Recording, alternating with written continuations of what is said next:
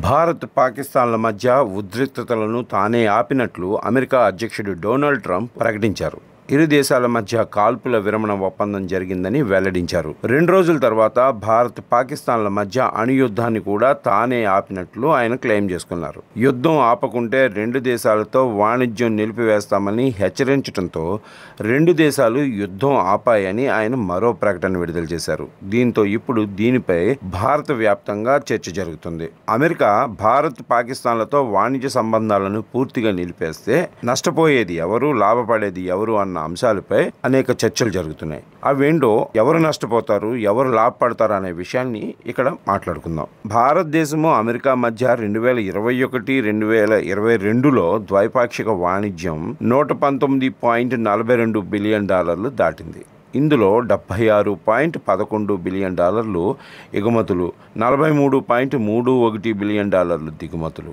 America భారత్కు ప్రధాన ఎగుమతి గమ్యస్థానం. మొత్తం ఎగుమతుల్లో 18% వాటా కలిగి ఉంది అమెరికా.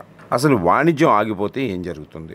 ఎగుమతి నష్టం. ఫార్మాస్యూటికల్స్, సాఫ్ట్వేర్ సేవలు, ఆభరణాలు, టెక్స్టైల్స్ వంటి రంగాలు భారీగా నష్టపోతాయి. అదే సేవల రంగంలో అయితే భారత్ యొక్క ఐటీ మరియు బీపీఓ సేవలు అమెరికా మార్కెట్పై ఎక్కువగా ఆధారపడతాయి. టీసీఎస్, ఇన్ఫోసిస్ వంటి కంపెనీలు గణనీయమైన ఆదాయాన్ని కోల్పోవచ్చు. దీంట్లో వ్యూహాత్మక నష్టం ఎవరికి కలుగుతుందంటే అమెరికాతో రక్షణ ఒప్పందాలు, ఇంకా సాంకేతిక భాగస్వామ్యం, అంటే ఉదాహరణకు డిఫెన్స్ టెక్నాలజీ షేరింగ్ ఆగిపోవడం వల్ల ఇండియా యొక్క రక్షణ సామర్థ్యాలు దెబ్బతినొచ్చు. అయితే దీని మీద పరోక్ష ప్రభావం ఎవరి మీద పడుతుందంటే అమెరికా తన వాణిజ్య ఒప్పందాలను కనుక రద్దు చేస్తే భారత్ ఇతర మార్కెట్లు అంటే యూరోపియన్ యూనియన్ను, ఆసియా వైపు మళ్ళొచ్చు. కానీ ఈ పరివర్తనకు సమయం, వనరులు అవసరం పడతాయి. అయితే భారత్ ప్రత్యామ్నాయ మార్గాలు కూడా ఉన్నాయి ఇండియాకి.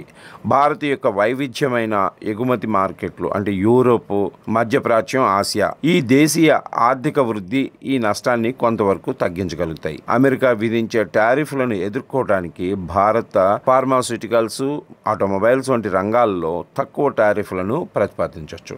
ఇదే విషయం మీద పాకిస్తాన్పై ఎలాంటి ప్రభావం ఉంటుందంటే పాకిస్తాన్ ఆర్థిక వ్యవస్థ భారత్తో పోల్చుకుంటే చాలా చిన్నది. అమెరికాపై ఎక్కువగా ఆధారపడి ఉంటుంది ఈ దేశం.